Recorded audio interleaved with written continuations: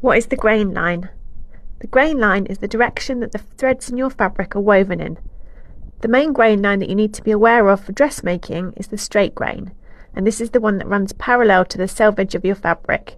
It usually has very little stretch, so is very stable. A lot of clothes are cut on the straight grain so they hang nice and straight around the body. The grain line on a pattern is marked by a straight line with an arrow at one or both ends.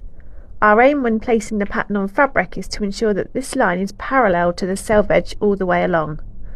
We can do that by placing a pin on the grain line through the fabric and then measuring at each end of the pattern's grain line. Both measurements should be the same. If the pattern is off grain, i.e. not parallel to the selvage, then it's likely that your garment will become twisted around the body as you wear it.